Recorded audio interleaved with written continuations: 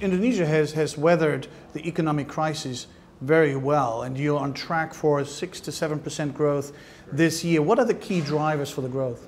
Part of our resilience has to do with the fiscal discipline. We've got, we've shown the ability to trim down debt to GDP to about 28% this year, and it's only likely to further decline.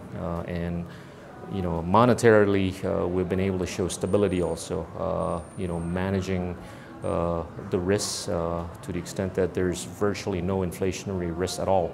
In the last couple of years, we had spikes of domestic demand, in the past, but we're not foreseeing any such event this year nor next year. So you've got the fiscal sustainability, the monetary stability, and the domestication of the economy, and the willingness of the country to, move the pendulum a little bit so that we can be more export-centric. And that would require a huge amount of investments, to build factories so that we can produce goods and services that could be exported to neighboring countries or anywhere in the world.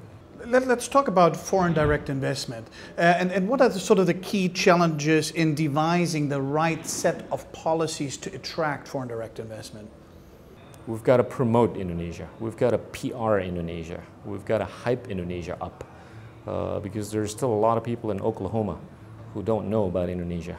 So we've got to elevate the level of awareness, but doing that with full cognizance of the fact that we still have issues to fix. Second, I think we've got to implement what I call smart capital. We've got to make sure that whatever FDI that comes in comes for purposes of adding value, optimizing the value chain. You just received the upgrade.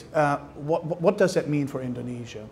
We've just received an upgrade from both Standard & Poor's and Fitch. Standard & Poor's to BB and Fitch to BB+. What this means is a lot for Indonesia. It means that people are actually starting to recognize the fiscal prudence that Indonesia has been able to undertake in the last few years, the monetary, effectiveness, policy effectiveness in the last few years, and also the improving investment climate.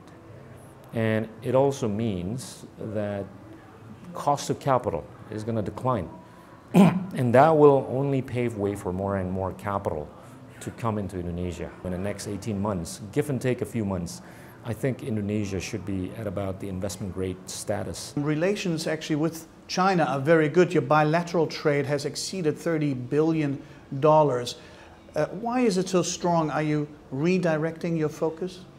Look, I think it's a reflection of our closeness. I mean, this year it's going to mark the 60th year anniversary of our diplomatic relations between China and Indonesia.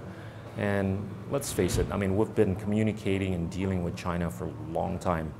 And, the trade volume of, slightly in excess of $30 billion, I think is a good number, but I don't see any reason why it's not going to go up even further with everything that we're doing. With this global economic gravity shift sort of moving to the east, do you see the whole intra-trade, regional trade increase here in Asia?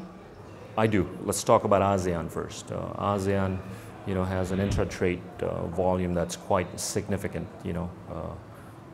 They're about 1.3 trillion US dollars, and that is only likely to continue. And with our involvement with China, I think the upside potential is significant. So I do see this as a new beginning for a China-Indonesia relations.